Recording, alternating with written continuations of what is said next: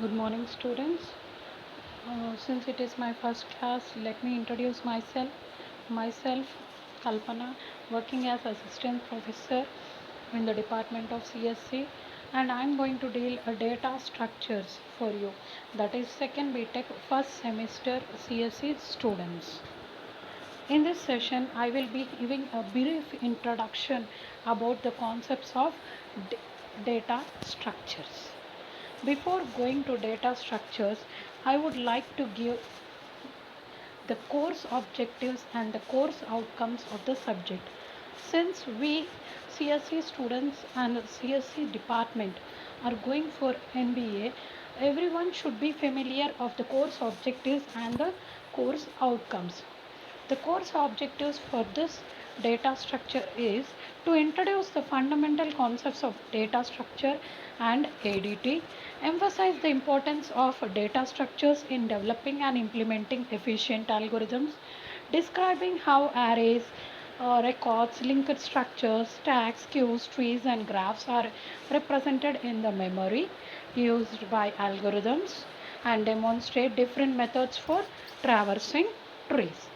Coming to course outcomes, after completing this course, the student will be able to summarize the properties, interfaces, and behavior of basic ADTs, discuss the computational efficiency of the principal algorithms for sorting and searching, use arrays, records, linked structures, stacks, queues, trees, and graphs in writing programs, and demonstrate different methods for traversing trees.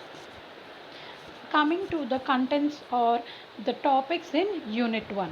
In unit 1 we have three concepts. That is, first one is the data structures. That is, in this we'll be having the definition of data structure, then the classification of data structure, then what are the operations that can be performed on the data structures, the basics, time complexity, and ADTs. And also we have the searching and sorting techniques. Coming to the first topic in unit 1. Unit 1, the first concept is definition of the data structure, and the second concept is classification. In this introduction video, I will be discussing the definition and classification part of a data structures. First, introduction to data structure. First, what is data? A data is nothing but a collection of raw facts, figures, text, images, numbers, etc. It can be a collection of value or set of values. For example, I have given Pascal, that is the name of a person, as a data, then 24 his age, then a set of values. It can be considered as his measurements or his marks. These are some data. And what is a structure? A structure is nothing but the way of organizing this data in the computer memory so that it can be easily retrieved and easily used. Now, coming to the definition of a data structure. A data structure is nothing but a particular way of organizing, collecting, organizing the data in the computer memory is called data structure. In this part, we will be taking the data and we will be storing the data in the computer memory so that it can, in a such a way that it can be easily retrieved and used. The data structure affects both the design and both the structure function aspects of a program. Now, the program is nothing but a combination of algorithm plus data structure. What is an algorithm? Algorithm is nothing but a step by step procedure to solve a particular function. Now, coming to the classification of a data structure.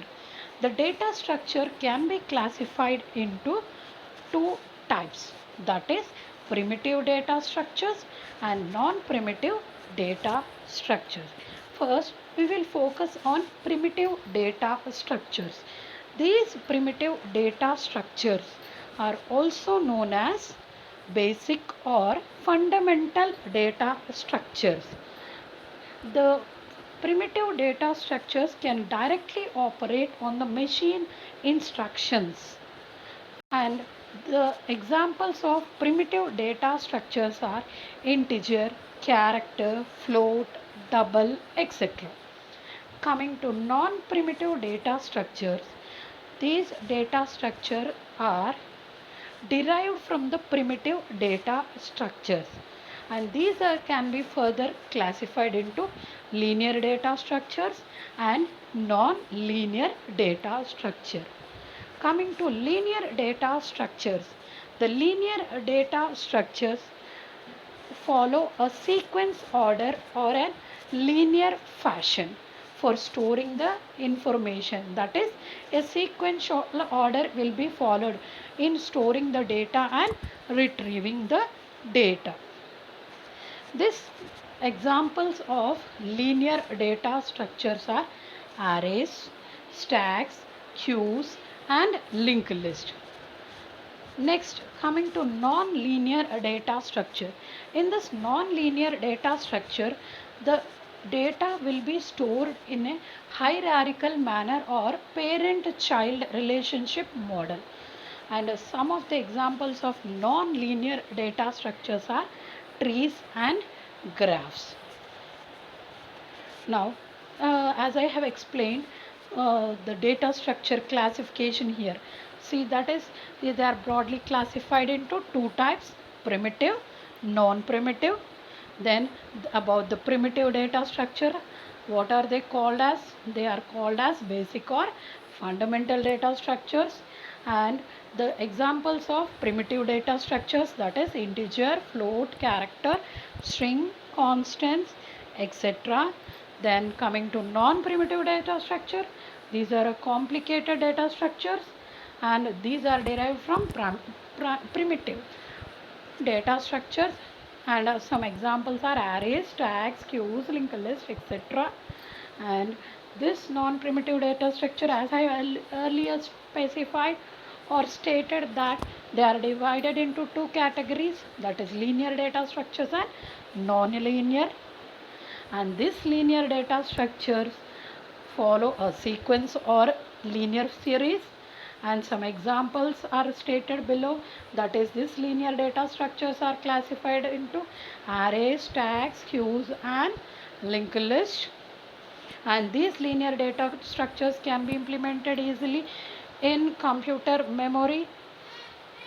And coming to non-linear data structures, as I have explained earlier, exhibit a hierarchical relationship and cannot be implemented in a sequential order. And the examples for this are trees and graphs. Now, coming to the primitive data structures. As I have told, the primitive or the fundamental basic data structures are integers, characters, float, etc.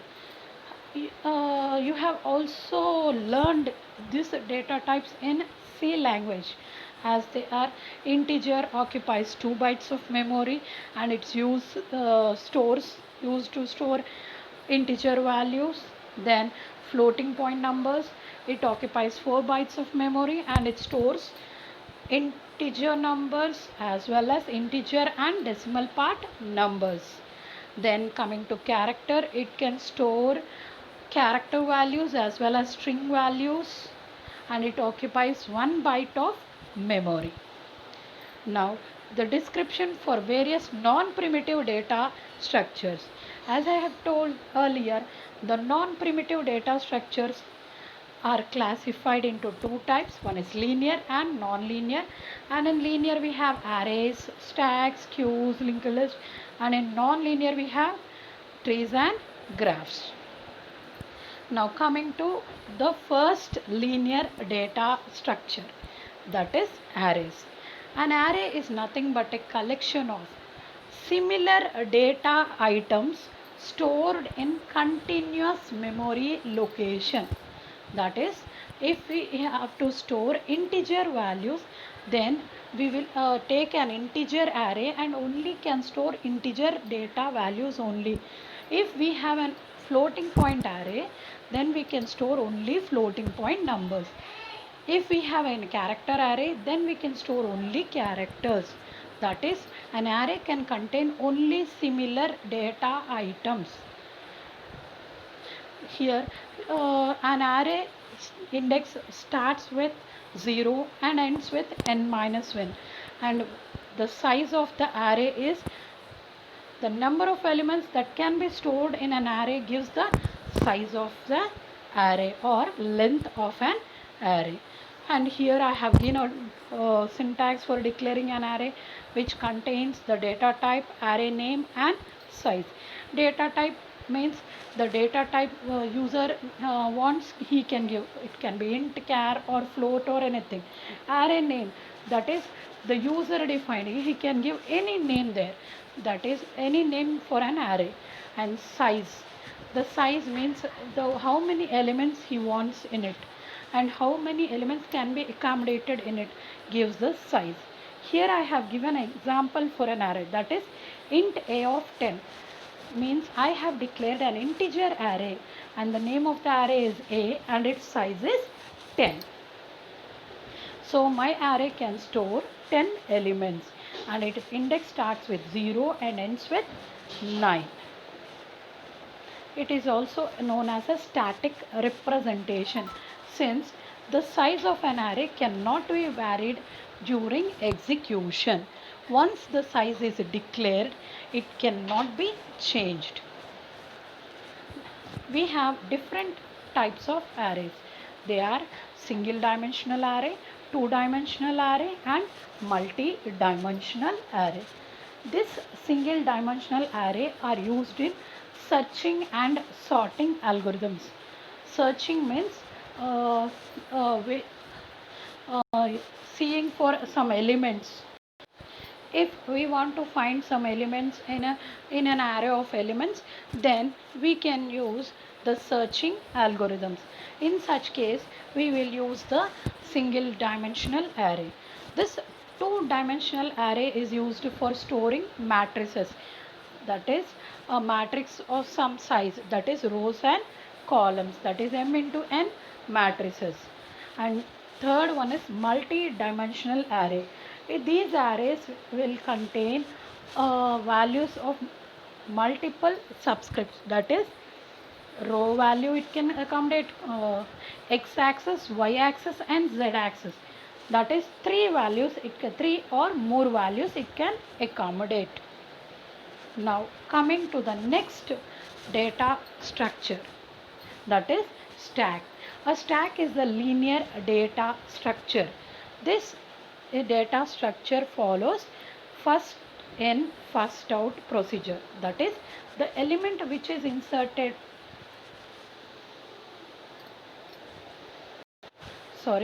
first in last out order, that is the element that is inserted at the last will be deleted first and the element that is inserted first will be deleted at the last. And the insertion of element in the stack is known as push and the deletion of the element in the stack is known as pop. That is, the insertion will be done in the stack at one end only and it is known as the top of the stack. Next, what are the operations that can be performed on a stack?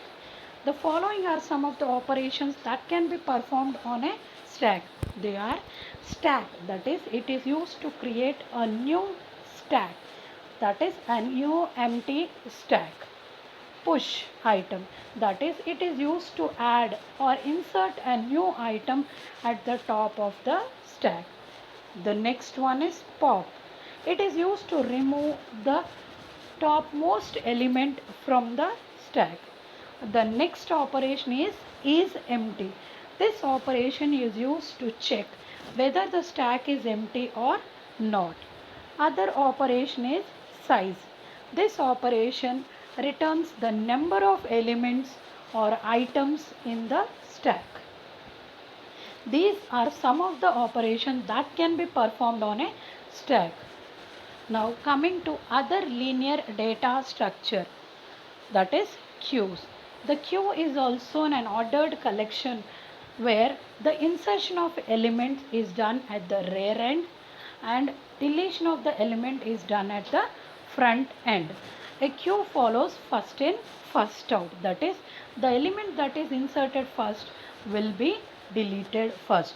That is, the people standing in a railway station for booking the tickets, those who enter the queue first will leave the queue first.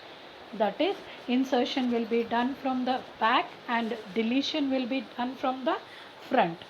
The insertion of element in a queue is called NQ and the deletion of element in a queue is known as DQ. Now, there are different types of queues, that is different variants of queues. Queues, simple queue, next circular queues, priority queues and DQs. For this time being, you just have to know the different types of queues. And in the unit 3, I will be giving a detailed explanation about the different types of queues and their implementation with algorithms and programs. Next, the operations that can be performed on queues. The different types of operation that can be performed on a stack can also be performed on a queue. That is a queue. It can create a new empty queue. Next operation, NQ item. That is, to insert an item into the queue, we use this operation. The next operation is DQ. If we want to delete an item from the queue, we use this operation. The other one operation is empty. To see if whether the queue is empty or not, we use this option. And the other one is size. This operation returns the number of elements in the queue. Now coming to the last linear data structure. Till now we have seen the arrays, stacks, queues, and the last one in this linear data structure is linked list. This linked list are also known as lists. In this, the data are stored in the name of nodes. The data items are can be called nodes. Each node contains two parts, and one part is data part and other part is the link part. So we can say that a linked list, in linked list, the node contains two parts and the data part contains the actual data to be stored, and the link part contains the address of the next node. And in the linked list, also known as dynamic structures, that is, the size of a linked list can be varied during execution of a program also. The size can be automatically increased or decreased during the execution of a program. So it is known as a dynamic.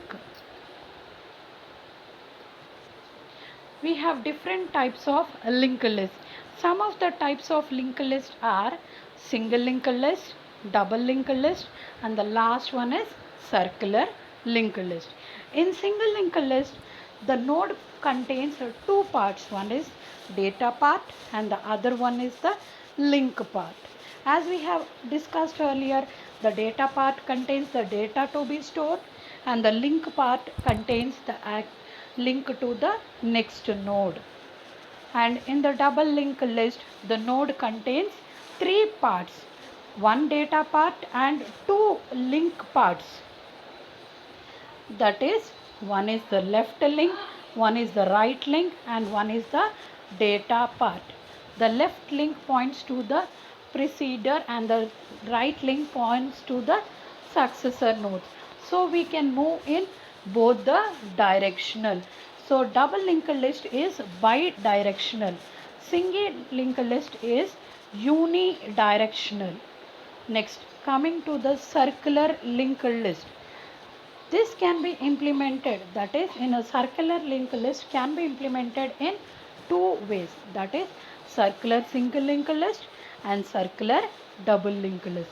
A circular linked list is a linked list in which the last node points to the first node in the list, that is in a circular fashion. Now coming to the operations on the linked list. The operations that can be performed on an arrays, stacks, queues can also be implemented on a linked list. Some of the operations that can be performed on linked list are creating a linked list, that is creating a new linked list with nodes. And next one is traversing a linked list. Traversing means visiting all the nodes in a linked list. Next one is inserting an element into a linked list. Inserting means adding a new node into the linked list. This insertion can be done in three ways. That is, inserting a node at the front of the list, inserting a node at the middle of the list, or inserting a node at the end of the list. Now coming to the deletion. Deletion can also means deleting means removing an node from the linked list. This deleting can be done in three ways, that is deleting from the front, deleting in the middle and deleting at the last. And last operation is searching. Searching means finding an element in the linked list.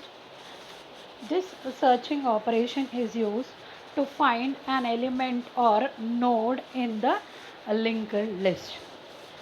This is about the different linear data structures. Till now we have discussed the primitive data structures, that is arrays, stacks, queues, linked list, etc. In the next session, we will be discussing about the non-linear data structures, that is trees and graphs. Thank you.